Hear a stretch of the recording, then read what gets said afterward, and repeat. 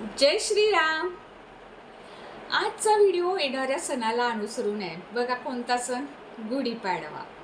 चैत्र महिन्यात येणारा गुढीपाडवा म्हणजे मराठी वर्षाची सुरुवात। म्हणजे चैत्र महिन्यात येणाऱ्या शुद्ध प्रतिपदेला म्हणजेच वसंत ऋतूचा पहिला दिवस म्हणजेच गुढीपाडवा। आणि या गुढीपाडव्याला आपण एक बांबूची काठी घेतो, ती स्वच्छ धुतो, त्याचे पूजन करतो, त्याला एक रेशमी वस्त्र, कापसाचे वस्त्र, शिवाय एक तांब्या पालथा घालतो, बत्ताशाची माळ, कडुलिंबाची कोवळ्या पाने डहाळे, आंब्याची डहाळे, असं छानपैकी नैसर्गिक आणि आरोग्यदायी पानांपासून याची पूजा केली जाते, रांगोळी काढली जाते, नारळ वाढवला जातो। शिवाय या दिवशी कडुलिंबाची चटणी केली जाते। ही चटणी गूळ, खोबरं, कडुलिंबाची पाने आणि बिजाणे यांच्यापासून केली जाते। या दिवशी ही चटणी खूप पौष्टिक असते आणि खूप चवीला लागते आणि आरोग्यदायी सुद्धा असते। तर गुढीपाडव्याला पुरणपोळीऐवजी श्रीखंडपुरीचा मान आहे असं म्हणलं जातं। बघा गुढीपाडव्याच्या या सणाला पुरणपोळीऐवजी श्रीखंडाला का मान? तर याची एक पौराणिक कथा आहे। भीम जेव्हा बल्लवाचं काम करत होता तेव्हा सर्वप्रथम त्यानं हा पदार्थ तयार केला। आता हा पदार्थ तयार केल्यानंतर श्रीकृष्णांना तो पदार्थ खायला दिला आणि श्रीकृष्णांनी हा पदार्थ खाल्ल्यानंतर त्यांना झोप आली आणि श्रींच्या दैनंदिन व्यवहारात खंड पडला, म्हणूनच या पदार्थाला श्रीखंड असं नाव दिलं गेलं। आता श्रीखंडला रसीला किंवा शिखरणी असे सुद्धा म्हणतात। बघा आता हा श्रीखंड असा कपवर्धक असतो, पचायला जड असतो, दही म्हणजे आंबवलेलं असतं, तरीसुद्धा या श्रीखंडाची आयुर्वेदिक विधीनुसार जर श्रीखंड केलं तर त्यावेळेला उन्हाळ्यामुळं जो थकवा आलेला असतो, जी शरीराला पुष्टी कमी झालेली असते, उत्साह कमी झालेला असतो, हा थकवा कमी करण्यासाठी श्रीखंड खाल्लं जातं। आता ह्या श्रीखंडामध्ये आयुर्वेदिक विधीनुसार जर श्रीखंड केलं तर ते पचायला हलकं पण आणि शरीराला आरोग्यदायी पण ठरतं। मग हे श्रीखंड आयुर्वेदिक पद्धतीनं कसं कराल? तर हे श्रीखंड अगदी शुद्ध दूध घेऊन ते योग्य प्रमाणात गरम करून थंड करून अगदी 4-5 तासात ते दही लावलं जातं। हे दही फार आंबट होता कामा नये आणि हे एका सुती कापडात असं 5-6 तास टांगून ठेवलं जातं आणि ह्याचा एक चक्का तयार होतो आणि ह्या चक्क्यामध्ये खडीसाखरेची पावडर घालून फेटलं जातं आणि ह्या कफवर्धक होऊ नये म्हणून यामध्ये थोडीशी मिरी पावडर, नागकेशर, वेलची, सुंठ पावडर आणि तमालपत्राची पावडर घातली जाते। मग हे श्रीखंड अगदी आयुर्वेदिक विधीनुसार केलं असल्यामुळे ते पचनास खूप हलकं आणि उन्हाळ्याच्या काळात उष्णतेपासून थंडावा देणारं ठरतं। असं हे श्रीखंड गुढीपाडव्याला खाल्लं जातं आणि गुढीपाडव्याला असं सुद्धा म्हणलं जातं की ज्या गोष्टीची सुरुवात करायची आहे, जी गोष्ट वर्षभर करायची आहे, त्या गोष्टीची सुरुवात या गुढीपाडव्याच्या पहिल्या दिवसापासून केली जाते। बघा आपण काही लोक इंग्रजी महिन्यात 1 जानेवारीला नवीन वर्ष साजरं करतात, पण फार पूर्वीपासून चालत आलेली जी लोक आहेत त्यांचे वर्ष गुढीपाडव्याला सुरुवात होते। मग या गुढीपाडव्यामध्ये ते नवीन रोजनिशी वापरतात, नवीन नवीन गोष्टी त्यामध्ये लिहिल्या जातात, रोजनिशीचा वापर केला जातो, नवीन संकल्प तयार केलं जातं, आरोग्यासाठी म्हणा किंवा पुढच्या वाटचालीसाठी, वर्षभराच्या वाटचालीसाठी नवे संकल्प रेखाटले जातात।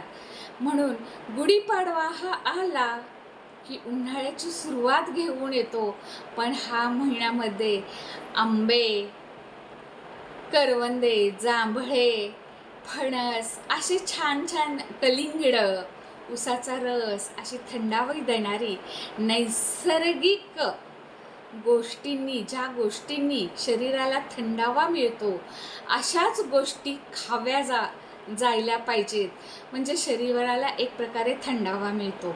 बघा, उन्हाळा जास्त आहे, थोडंसं थंड असं ताक पिलं की शरीराला बरं वाटतं. तेच कोल्ड्रिंक पिऊ नका, कारण कोल्ड्रिंकमध्ये भरपूर केमिकल असतं. केमिकलमुळे शरीराला अपायकारक होऊ शकतं आणि त्याचा परिणाम आपल्याला आरोग्य बिघडवण्यासाठी करण्याऐवजी कलिंगडाचा रस घ्या. आता कलिंगडामध्ये सुद्धा केमिकलचं इंजेक्शन दिलं जातं, म्हणजेच ते कलिंगड अगदी लाल कलरचं व्हावं, ते कलिंगड अगदी गोड लागावं, यासाठी काही मूर्ख लोकांच्या तब्येतीचं नुकसान होतंय याच्याकडे दुर्लक्ष करून फक्त खिसा भरण्यासाठी अशा गोष्टींचा वापर करतात. तेव्हा कलिंगड जेव्हा तुम्ही आणाल आणि ते कापाल तेव्हा टिश्यू पेपरनं चेक करा की त्याला लाल कलर लागतो का, कारण हे केमिकलमुळं घशात खवखव होणे, शरीराला खाज उठणे अशा गोष्टी घडतात. या गुढीपाडव्याच्या व्हिडिओच्या निमित्तानं मी तुम्हाला उन्हाळ्याबद्दल थोड्या टिप्स सांगत आहे. नारळाचं पाणी प्या, जे शरीराला थंडावा देईल. फ्रीजमधलं पाणी पिण्यापेक्षा छान बाजारात जा, वेगवेगळ्या आकाराचे सुंदर माठ आलेत. माठ घेताना पण काळजी घ्या. माठ वाजवून पहा तो नीट पक्का भाजलाय की नाही. माठाला असं वर उचला आणि आकाशाकडे बघा, एखादं होल आहे का पहा, जेणेकरून पाणी गिळायला नको. माठामध्ये आयुर्वेदिक दुकानात आता वाळा मिळतो. पहिला तो प्रत्येक दुकानात मिळायचा, पण आता आज आयुर्वेदिक औषधांच्या दुकानामध्ये वाळा मिळतो आणि या वाळ्यामुळं शरीराला एक प्रकारचा थंडावा मिळतो आणि तेच पाणी आपण प्यायला वापरा, कारण वाळ्याचं पाणी शरीराला थंडावा देतं. थोडीशी तुरटी आणून उन्हाळ्याच्या दिवसात कडुलिंबाचा पाला तो थोडासा पाण्यात उकळून घ्या, त्यात थोडीशी तुरटी फिरवा आणि थोडंसं भीमसेन कापूर अगदी नकभर त्याच्यात घाला आणि ते पाणी उकळून ते आंघोळीच्या पाण्यामध्ये घाला, जेणेकरून तुमच्या अंगाला ह्या उन्हाळ्यात खाज उठणार नाही. उन्हाळ्याच्या दिवसात शरीराला फंगल इन्फेक्शन होतं बघा, आणि ते खाजवलं की आणि सगळीकडे जास्त पसरतं. म्हणूनच ह्या अशा नैसर्गिक गोष्टींचा वापर करून तुळशीची पानं घाला. सकाळी उठल्या उठल्या कोमट पाण्यामध्ये तुळशीची पानं, जिरेपूड वगैरे असं घालून तुम्ही ते पाणी, लिंबूचं पाणी वगैरे करून प्राशन करा, म्हणजे शरीराला एक वेगळ्या प्रकारचा थंडावा येईल. आणि बाहेरची कोल्ड्रिंक्स अजिबात पिऊ नका. हा अगदी मोलाचा सल्ला मी तुम्हाला इथं देते आहे. म्हणजे काय होतं आहे की आपल्याला तेवढ्या ठराविक वेळेपुरता थंडावा मिळतो, पण हा थंडावा शरीराला बाधक ठरतो. बघा, लिंबू सरबत प्या, कैरीचं पन्हं करून प्या, कलिंगडाचा ज्यूस प्या, संत्रीचा ज्यूस प्या, मोसंबीचा ज्यूस प्या, द्राक्षे स्वच्छ धुवून त्याचा ज्यूस करून प्या, जेणेकरून शरीराला त्या गोष्टींचा फायदा होईल. ताक हे सगळ्यात जास्त अमृत आहे. नाचणीची आंबील प्या आणि ती थोडीशी थंड करून प्या, म्हणजे शरीराला खरंच एक प्रकारचा गारवा निर्माण होईल.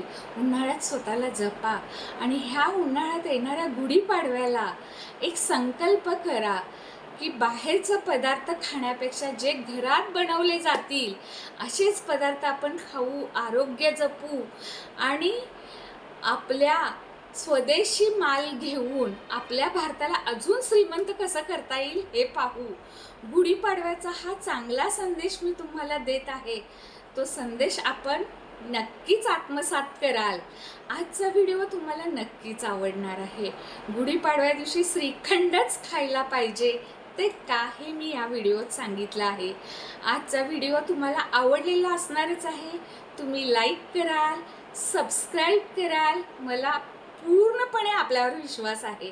माझे जे श्रोते आहेत त्या सगळ्या श्रोत्यांना मनापासून गुढीपाडव्याच्या हार्दिक शुभेच्छा.